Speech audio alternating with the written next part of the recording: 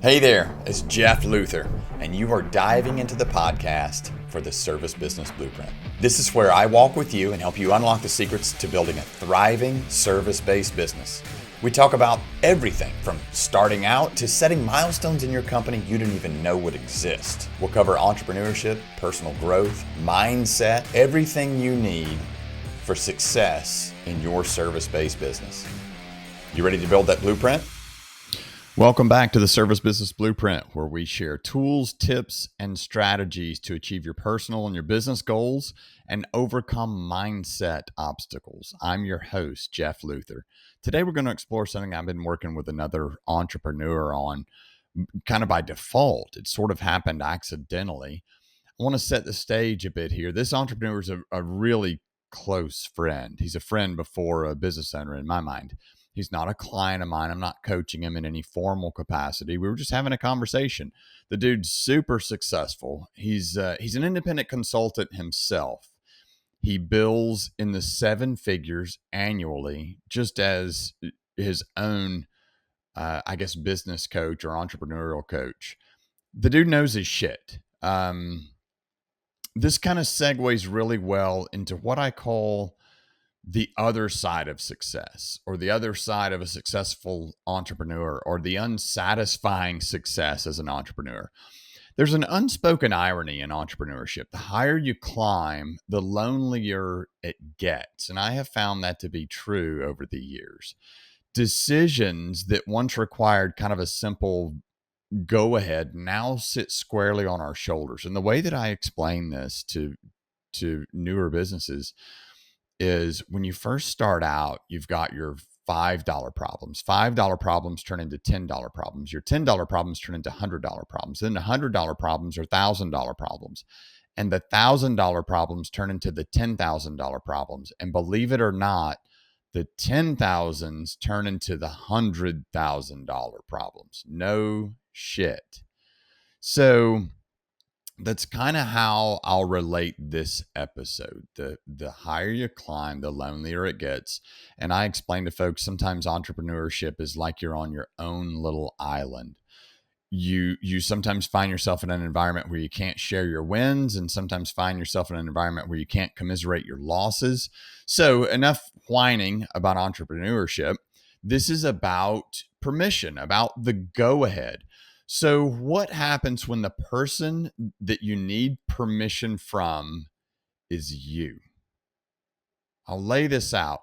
Kind of want to talk about how entrepreneurs and why entrepreneurs might struggle with self-permission, what consequences we might suffer as entrepreneurs when we don't give ourselves permission.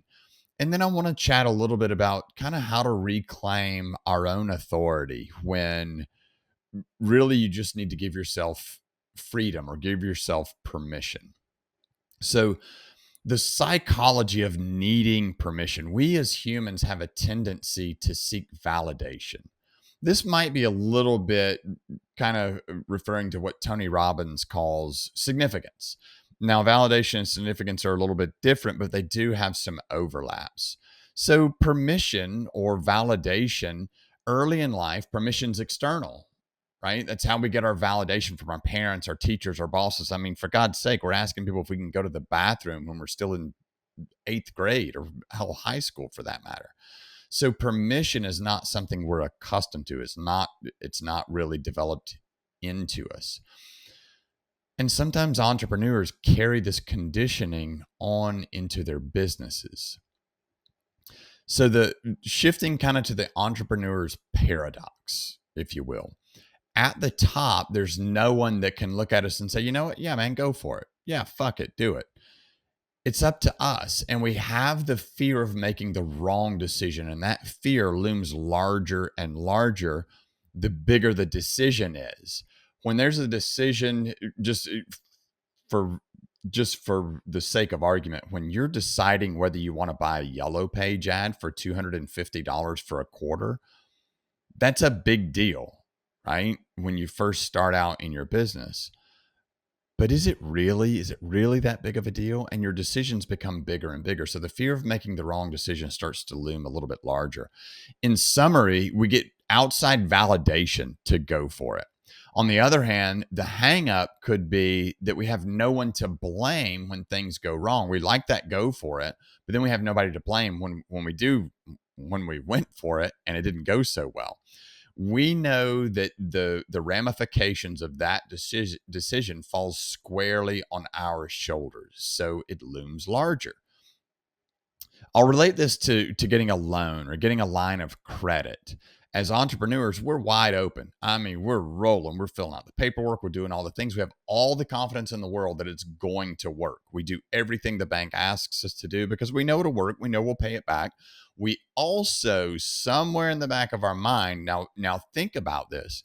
We also, somewhere in the back of our mind, we know that it's true that we have a way to spread the blame a little thinner, right? So if we have a bank involved and they're helping us fill the paperwork out, we're borrowing money from a bank. Well, they were part of that decision too. So in some capacity, we can share blame if it doesn't work out. So it might make those decisions easier. Some of the barriers to giving ourselves permission or allowing ourselves to make those bigger decisions, the fear of failure. This one's obvious. It's literally the fear that you'll fail. There's also the fear of success, which we'll talk about. What if it works and then I have to maintain it? Or what if it works and then I have to do it again?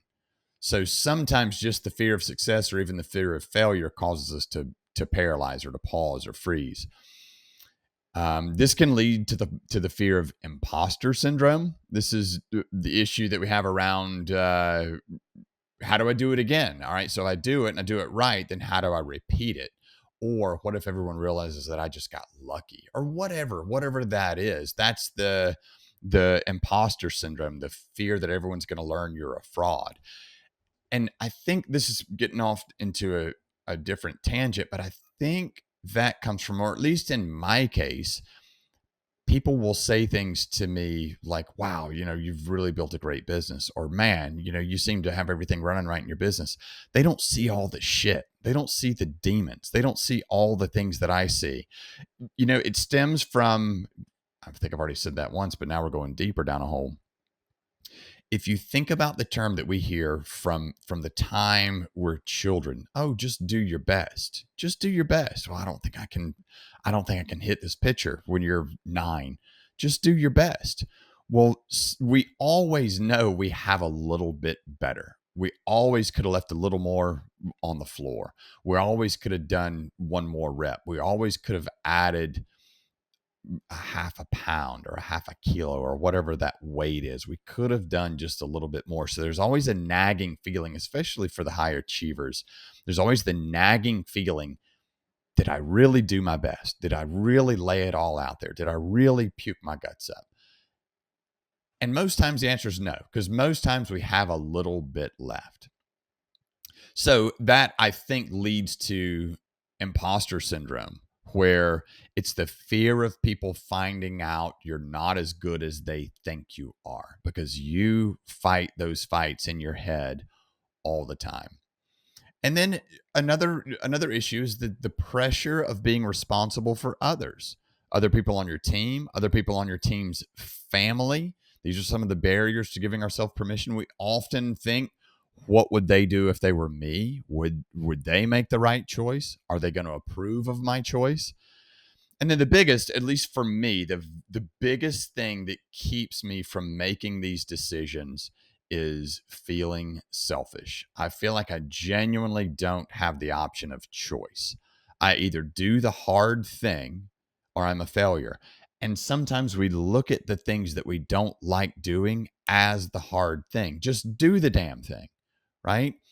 And that's how we look at these situations of permission as entrepreneurs. If it's hard, I just need to put my head down and get right through it. Instead of giving yourself permission, maybe this is not the thing I need to be spending my time on today. Does this resonate with any of you?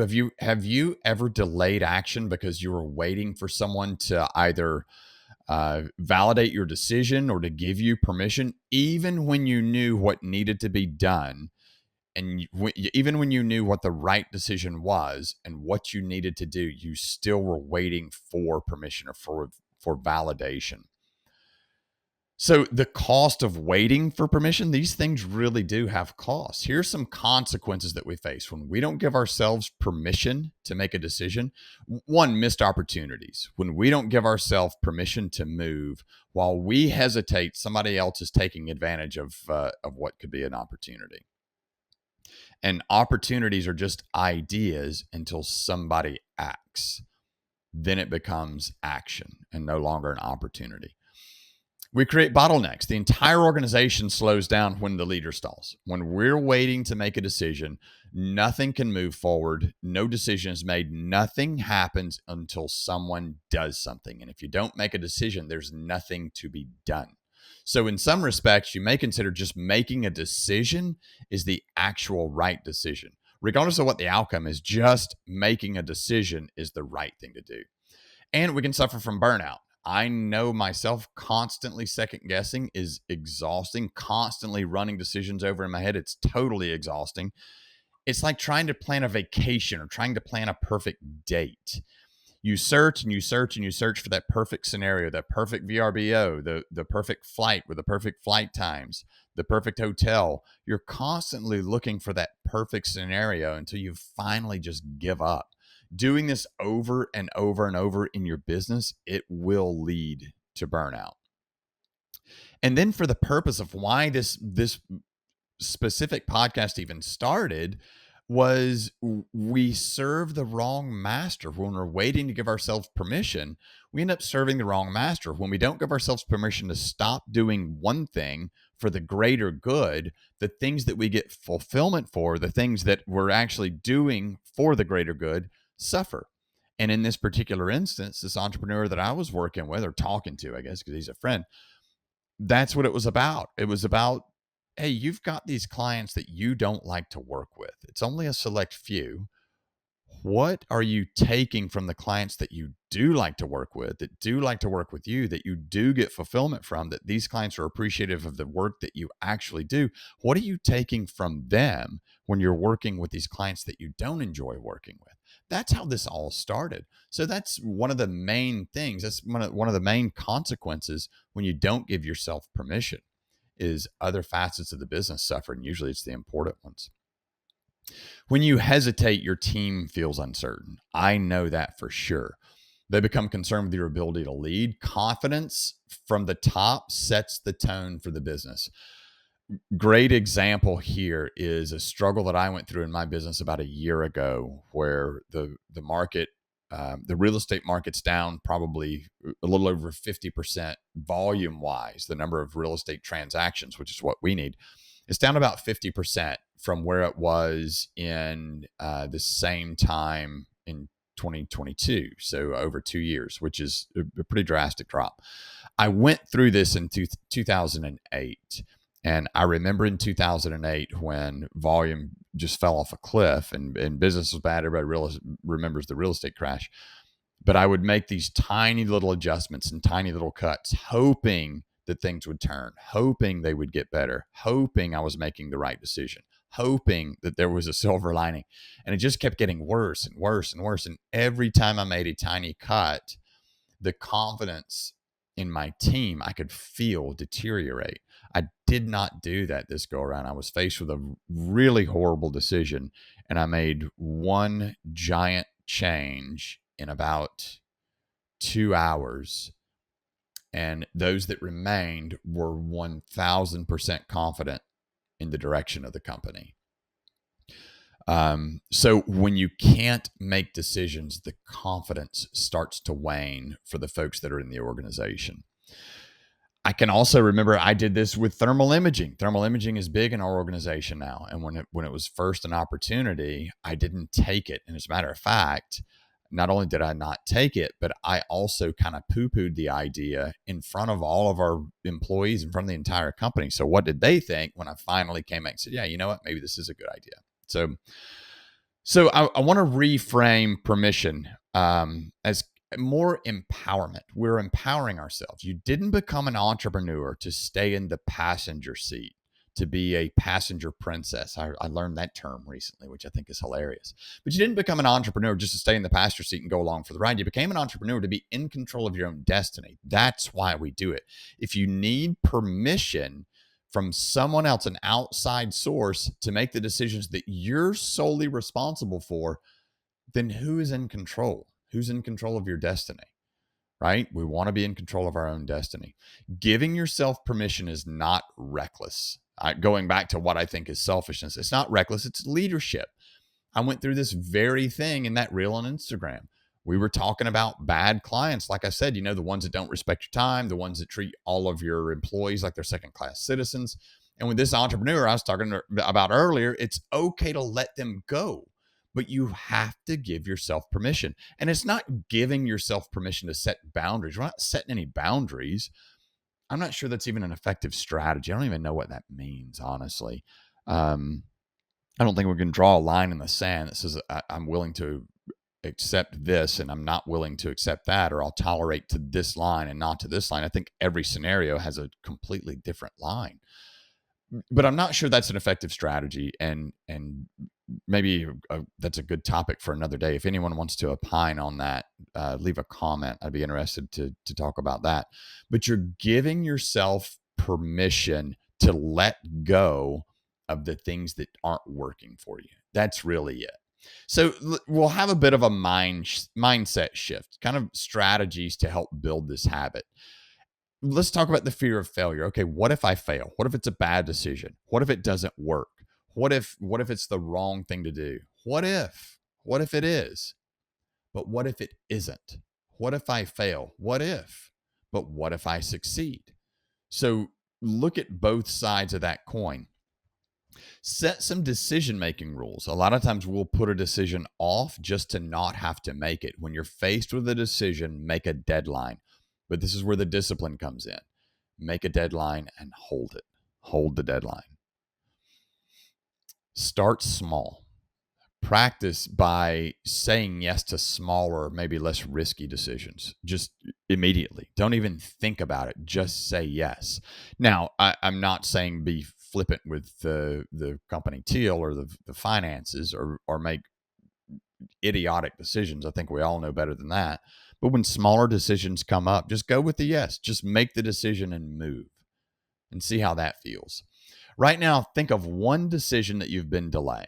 What is stopping you? Is it truly external, or are you waiting for permission? You're waiting for permission from someone that's never going to give it, right? You're the only one that can give that permission. So go through what I just said, some of the strategies to maybe build that habit. And things for clarity. What we can do is maybe write down your fears, counter them with facts. You can write down what your fears are. Okay, I'm scared it won't work because of this. Okay, well, here are the facts. If it doesn't work, then worst case, I'm out $1,000 or whatever that is. Surround yourself with people who understand the weight of being at the top. For me, it's Entrepreneurs Organization. Find a good peer network. Maybe reach out to other folks in your industry. Just ask them, if you're not in competing markets, would they like to have a monthly roundtable discussion? And then some self-reflection. When you're having a hard time making decisions or giving yourself permission to move on, go back to your why. Why do we do what we do? And it's okay if that why changes, by the way. Why are you doing all this anyway? And I want to touch a minute on fear and faith. We have fear that it's the wrong decision. Okay, what if it doesn't work? That's our fear. What if it does? What if it does work? What if it's the right decision? That's our faith. And fear and faith have a very common element. To have either fear or faith, we are forced to believe in something that we can't see. So if you're going to have fear, you're believing in something that you can't see. It hasn't happened yet. If you're going to have faith, you're believing in something that you can't see. It hasn't happened yet. Doesn't it make more sense to have faith? And if you think about it, if you really get down to brass tacks and you get honest, it probably takes more energy to operate from fear than it does from faith. Because fear, we have to make up stories that don't exist. And we make up bad ones. So recapping kind of the key points here, needing permission is ingrained in us. It's deeply ingrained, but it's unnecessary. When we're at the top, it's unnecessary. Yeah, it's okay to be strategic. It's okay to want to evaluate our decisions, but ultimately we have to move. Jason Redman, if anyone's ever seen him talk, his almost his whole talk is about getting off X. And he is a past military guy. He's a Marine. I can't believe he survived what he survived, but he found himself deep inside enemy territory. They'd been ambushed, and he barely survived the ambush. I think several of his comrades died, and all he knew is that he had to get off X. If he didn't get off X, he was going to die. That was his ultimate mission. So that's a great person to seek out and listen to when it comes to making decisions. You hold the power to grant yourself your freedom, for sure. Entrepreneurship is about choosing your own path. When we let old habits keep us stuck at the crossroads, we are not choosing our own path. Trust yourself enough to act, because nobody else is coming to do it for you. Permission's not a gift. Someone's not going to gift you permission. It's a choice. We're the ones that get to make it. So if you'd like to comment about this, or you have suggestions on how we can easier make these difficult choices, or what we can do to give ourselves permission, I would love to hear from you in the comments below. I love seeing you guys here, and I can't wait till our next episode. And until then, I am Jeff Luther with the Service Business Blueprint. I look forward to seeing you next time. Thanks for hanging out on the Service Business Blueprint with me, Jeff Luther. Stay in the loop as we keep delivering these strategies to supercharge your service business. Hit subscribe, leave a review, be part of our growing community. Now you have someone to walk with you as we create your Service Business Blueprint. Until next time, remember, where you focus is where your energy goes. Beliefs turn to things, so choose the good ones.